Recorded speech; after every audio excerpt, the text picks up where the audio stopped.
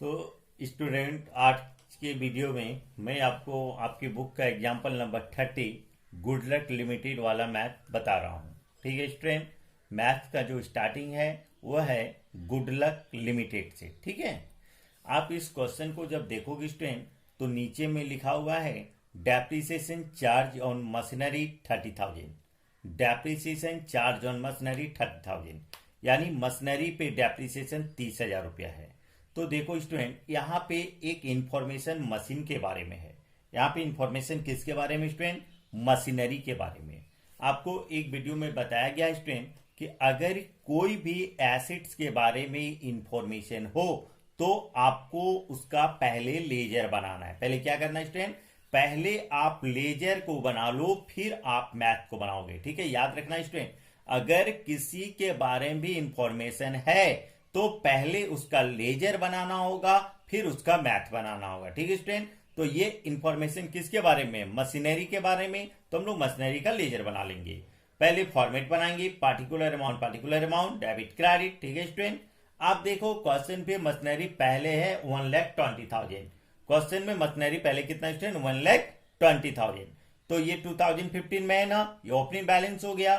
Opening balance को आपको बताया गया था डेबिट में आप क्या लिखोगे? To balance BD. To balance BD 1,20,000। याद रखना स्टूडेंट, ओपनिंग बैलेंस हमेशा डेबिट में होगा। 2016 में देखो स्टूडेंट, ये कितना है? 1,60,000 है ना, ये क्लोजिंग हो गया। आपको क्रेडिट पाना है और नीचे क्या लिखना है? By balance CD 1,60,000। Opening balance debit में, क्लोजिंग बैलेंस क्रेडिट में। ठीक है स्टूडेंट, इंफॉर्मेशन में देखो डेप्रिसिएशन है 30,000। डेप्रिसिएशन कितना स्टूडेंट? 30,000। आप जब लेजर के फॉर्मेट को देखोगे, जो आपको बताया गया था स्टूडेंट, आप जब लेजर के फॉर्मेट को देखोगे तो आपको पता चलेगा कि डेप्रिसिएशन हमेशा क्रेडिट में लिखा जाता है। कहां लिखा जाता है? क्रेडिट में। अब क्रेडिट में आओ और लिखो बाय डेप्रिसिएशन 30,000। ठीक है स्टूडेंट, सारा हो गया। अब क्या करना है आपको? दोनों साइड नीचे क्लोज कर देना है। ठीक है, तो आप देखोगे क्रेडिट साइड का टोटल अधिक है। किधर का टोटल अधिक है स्टूडेंट? क्रेडिट साइड का। 1,60,000 और 30 1,90,000 हो गया ना, तो क्रेडिट का टोटल अधिक है तो डेबिट में भी लिख दो। तो देखो स्टूडेंट, डेबिट साइड में कम है। डेबिट साइड में क्या है? कम है। कितना कम है? 1,90,000 में 1,20,000 को माइनस कर दो तो कितना कम स्टूडेंट? 70,000। तो डेबिट साइड में जो बैलेंस कम स्टूडेंट वो क्या कहलाएगा? परचेज। याद रखोगे स्टूडेंट, अगर आप किसी भी एसेट्स का लेजर बना रहे हो, कोई भी एसेट्स का, और डेबिट में कम है तो बैलेंस परचेज कहलाएगा, और अगर क्रेडिट साइड में कम होता तो बैलेंस मेरा सेल्स कहलाता। ठीक है स्टूडेंट, याद रहेगा। अगर कोई भी एसेट्स का लेजर बनेगा, ध्यान देना स्टूडेंट, कोई भी एसेट्स का लेजर बनेगा तो डेबिट साइड में कम हो तो परचेज लिखोगे और क्रेडिट में कम रहेगा तो सेल्स लिखोगे। ठीक है स्टूडेंट, इस तरह से मेरा ये मशीनरी का लेजर कंप्लीट हो गया। अब हम लोग ऑपरेटिंग एक्टिविटीज से स्टार्टिंग से मैथ बनाएंगे। तो एक बात समझ में आ गया होगा स्टूडेंट कि अगर कोई भी एसिड्स के बारे में इंफॉर्मेशन हो तो पहले उसका लेजर बनाना है, फिर हम लोग मैथ को स्टार्टिंग से बनाएंगे। ठीक है स्टूडेंट, जैसे कि इस लेजर में परचेज का बैलेंस कितना आया? 70,000। तो परचेज का यूज कहां होता है? इन्वेस्टिंग में ना, तो इसको यूज इन्वेस्टिंग में कर दोगे। डेप्रिसिएशन उसका यूज कहां होगा? नॉन ऑपरेटिंग एक्सपेंसेस में। ठीक है स्टूडेंट, तो एक बात याद रखना कि कोई भी अगर इंफॉर्मेशन हो तो पहले उसका लेजर बना लेना, फिर हम लोग उसका मैथ बनाएंगे। जैसे इस मैथ में सिर्फ मशीनरी का इंफॉर्मेशन था तो मशीनरी का लेजर बना। अगर मान लो कि कोई दूसरे आइटम का इंफॉर्मेशन रहता तो उसका लेजर बनता। ठीक है स्टूडेंट, लेजर कंप्लीट हो गया। अब हम लोग मैथ को स्टार्टिंग से बनाएंगे। अब हम आपको ऑपरेटिंग एक्टिविटीज बना के बताते हैं।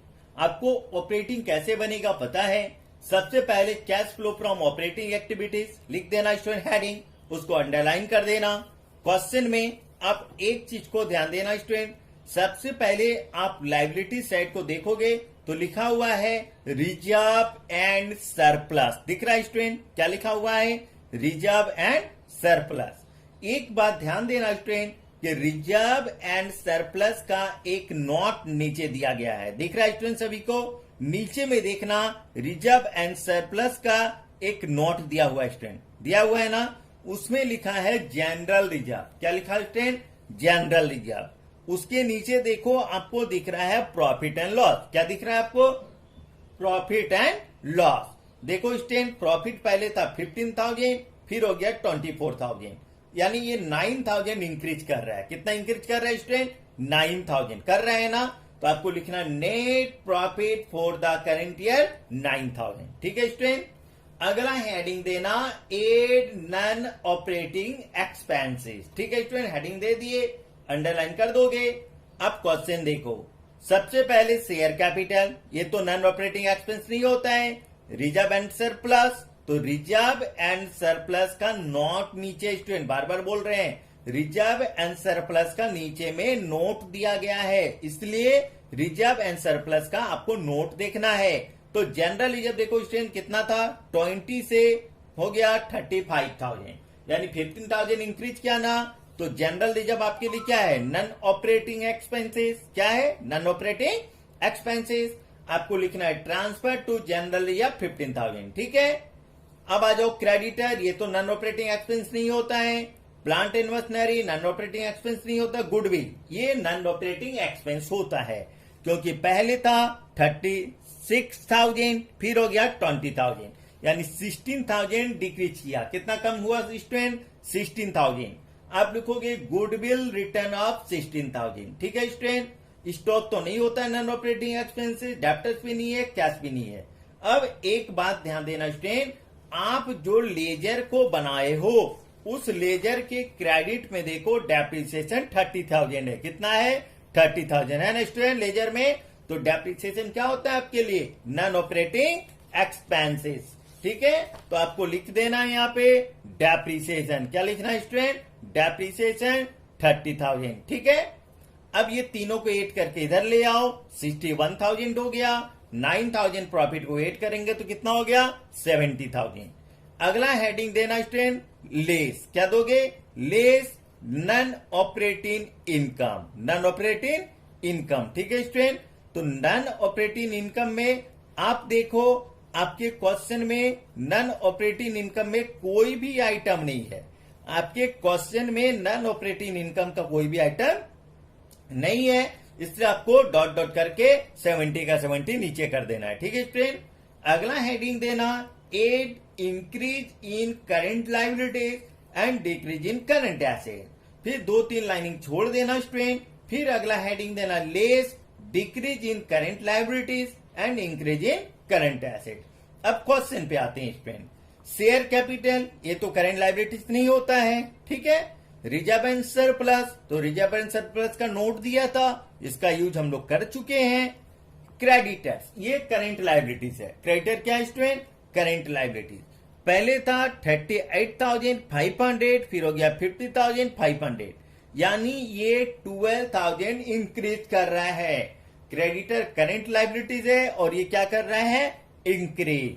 तो देखो स्टूडेंट एड में लिखा है इंक्रीज इन करंट लायबिलिटी, लिखा है ना। आपको यहां लिख देना है इंक्रीज इन क्रेडिटर्स। कितना लिख दोगे स्टूडेंट? 12,000। एसेट्स में आओ, प्लांट एंड मशीनरी ये तो करंट नहीं है, गुडविल भी करंट नहीं है, स्टॉक ये करंट होता है ना स्टूडेंट। तो देखो पहले था 10,000, फिर हो गया 15,000, 10 से 15 इंक्रीज हो गया ना। कितना इंक्रीज हुआ? 5,000। करंट एसेट्स है, क्या है ये? Current assets. और क्या हो रहा है? इंक्रीज। क्या हो रहा है? इंक्रीज। तो देखो यहां तो लिखा है डिक्रीज इन करंट एसेट्स, यहां क्या लिखा हुआ है? इंक्रीज इन करंट एसेट्स, है ना। तो आपको यहां लिख देना student increase in stock. Increase in stock कितना लिखोगे? 5,000। अब डेप्टर्स देखते हैं स्टूडेंट। डेप्टर्स क्या है? Current assets. डेप्टर्स क्या है? Current assets. पहले था 1,19,000, फिर हो गया 1,54,500, यानी 35,500 रुपीज इंक्रीज हो रहा है। 35,500 रुपीज क्या हो रहा है स्टूडेंट? इंक्रीज। बात समझ में आ रहा है स्टूडेंट? डेप्टर्स भी करंट एसेट्स है और ये 1,19,000 से 1,55,500 हो रहा है, यानी ये 35,500 इंक्रीज हो रहा है। ये करंट एसेट्स है ना, है ना। तो आप देखो कहां लिखा हुआ, कौन सा हेडिंग पे? यहां लिखा हुआ है डिक्रीज इन करंट एसेट्स, यहां लिखा हुआ है इंक्रीज इन करंट एसेट्स। तो लेस के हेडिंग में है ना स्टूडेंट, तो लेस पे आओ और लिख दो इंक्रीज इन डेप्टर्स 35,500। इस अमाउंट को ब्रैकेट करना स्टूडेंट क्योंकि इसका हेडिंग लेस है। कैश का कैश फ्लो में यूज नहीं होगा। अब क्या करना स्टूडेंट, ये 12,000 को इस साइड ले आना है और 70 में 12 को प्लस करो कितना हो गया 82,000। अब ये दोनों लेस वाले अमाउंट को प्लस करके इधर ले आओ तो 40,500 को 82,000 में लेस कर दो, कितना आ गया स्टूडेंट 41,500। 41,500 ये आपका ऑपरेटिंग एक्टिविटीज का आंसर आ गया। प्लस में आया ना स्टूडेंट, तो आप यहां लिखना net cash flow from operating activities. ठीक है स्टूडेंट, तो इस तरह से मेरा ऑपरेटिंग एक्टिविटीज कंप्लीट हो गया। अब हम आपको इन्वेस्टिंग बताएंगे, फिर आपको फाइनेंसिंग बताएंगे। ठीक है स्टूडेंट, अब इन्वेस्टिंग एक्टिविटीज। अब स्टूडेंट आपको इस सेकेंड स्टेप में इन्वेस्टिंग एक्टिविटीज हम आपको बना के बताएंगे। अब फिर पॉइंट नंबर 2 दोगे और लिखोगे cash flow from investing activities, लिख दोगे हेडिंग और उसको अंडरलाइन कर दोगे। ठीक है स्टूडेंट, और एक दूसरा हेडिंग लिखोगे लेस, क्या लिखोगे student, less purchase of non current asset. ठीक है स्टूडेंट, पहले एड में सेल और लेस में परचेज। ठीक है स्टूडेंट, अब हम क्वेश्चन पे आते हैं स्टूडेंट।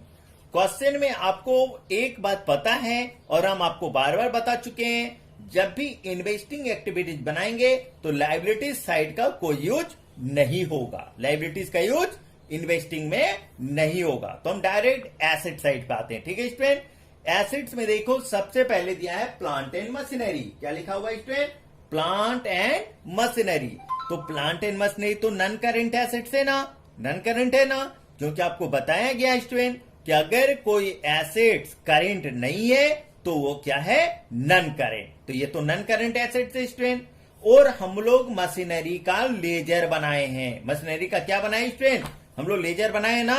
देखो एक बात आप याद जरूर रखना स्टूडेंट कि अगर आप किसी भी आइटम का लेजर बना लेते हो, देखो स्टूडेंट क्या बोले जा रहा है कि अगर आप किसी भी आइटम का लेजर बना लेते हो तो उसका लेजर को देखना है, क्वेश्चन पे नहीं देखना है। आप मशीनरी का लेजर बनाए हो ना, किसका बनाए हैं, तो इस अमाउंट से आपको कोई मतलब नहीं है, आप लेजर को देखो। तो लेजर में देखो आप डेबिट साइड में आपका बैलेंस परचेज 70,000 आया है। डेबिट साइड में आपका परचेज बैलेंस कितना आया है 70,000।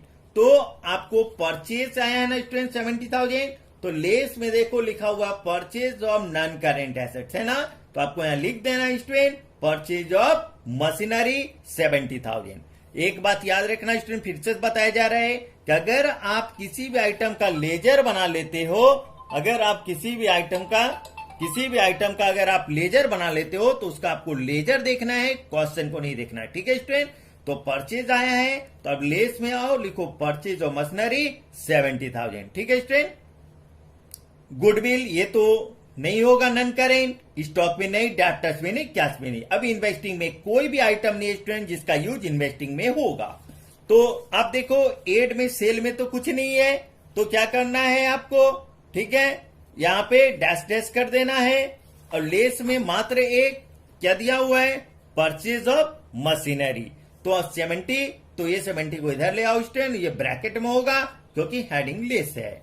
ठीक है, आपको आंसर लिख देना है नेट कैश यूज्ड, क्योंकि आंसर माइनस में है इसलिए यूज्ड होगा। Net cash used in investing activities. ठीक है स्टूडेंट, बात समझ में आ गया।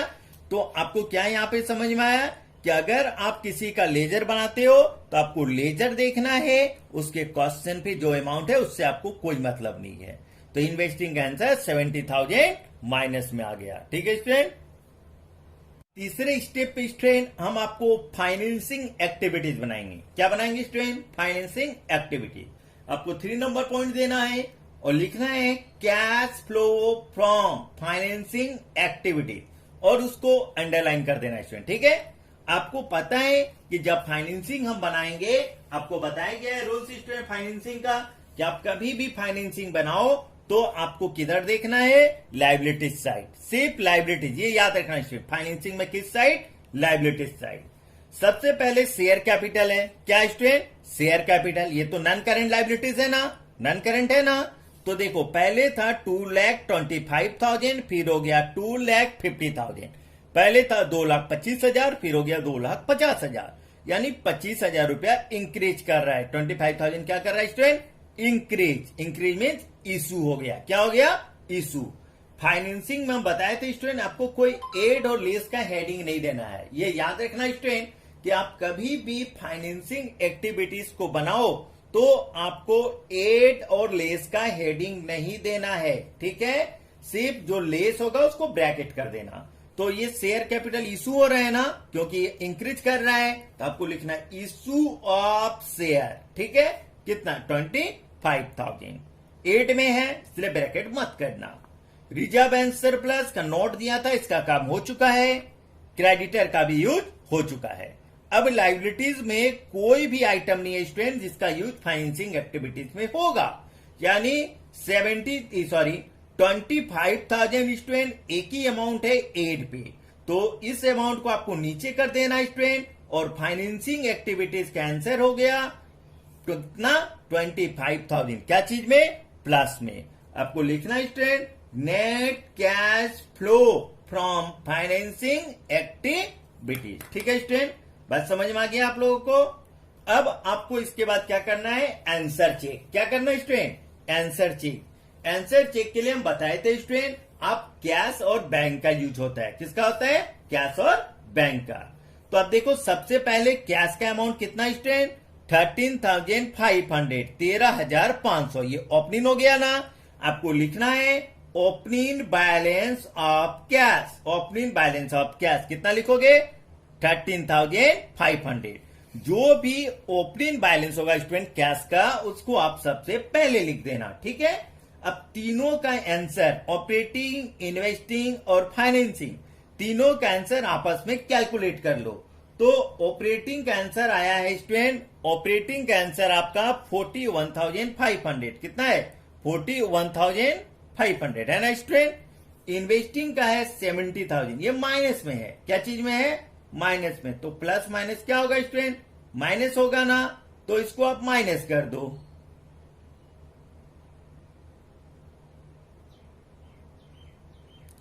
एट 6 में 4 गया 2, यानी 28,500। क्या चीज में? ये भी माइनस में। और इसका आंसर कितना है ये फाइनेंसिंग का? 25,000। तो ये 28,500 माइनस में और ये 25,000 प्लस में, यानी 3500 क्या चीज में आ गया स्टूडेंट? माइनस में आया ना। तो आप तीनों का आंसर को कैलकुलेट कर लेना, तो वह 3500 माइनस में आएगा, ठीक है स्टूडेंट? तो आपको यहां लिखना है नेट डिक्रीज इन कैश। अगर तीनों का आंसर कैलकुलेट करने के बाद अगर वो माइनस में आता है स्टूडेंट, तो आपको लिखना है नेट डिक्रीज इन कैश 3500। अब देखो ओपनिंग बैलेंस कितना था? 13,500। आपका डिक्रीज कितना हुआ? 3500। इसको माइनस कर दो, कितना आ गया? 10,000। तो देखो कैश का क्लोजिंग बैलेंस कितना है? 10 है ना। तो आपको लिख देना है क्लोजिंग बैलेंस ऑफ कैश 10,000, ठीक है स्टूडेंट? इस तरह से ये मेरा मैथ कंप्लीट हो गया। बात समझ में आया स्टूडेंट? आंसर कैसे चेक किया गया? सबसे पहले ओपनिंग बैलेंस को लिखोगे, फिर तीनों के आंसर को आपस में कैलकुलेट कर लेना। डिक्रीज आया तो नेट डिक्रीज इन कैश लिखना 3500, उस पे माइनस कर देना तो आ गया 10,000। अब देखो कैश का क्लोजिंग बैलेंस 10,000 है, तो वो हो गया क्लोजिंग बैलेंस ऑफ कैश 10,000। इस तरह से ये मैथ मेरा बन के स्टूडेंट कंप्लीट हो गया। इस मैथ में एक चीज आपको नया क्या मिला कि अगर किसी भी आइटम्स का इंफॉर्मेशन हो तो उसका आपको लेजर बनाना होगा, ठीक है स्टूडेंट? इस चीज को ध्यान रखना, ठीक है? अगर एक के बारे में इंफॉर्मेशन हो तो एक लेजर, अगर दूसरा भी कोई इंफॉर्मेशन हो तो उसका भी लेजर बनाना है, ठीक है स्टूडेंट? तो यहां तक ही अगले वीडियो में फिर आपको अगला मैथ बताया जाएगा।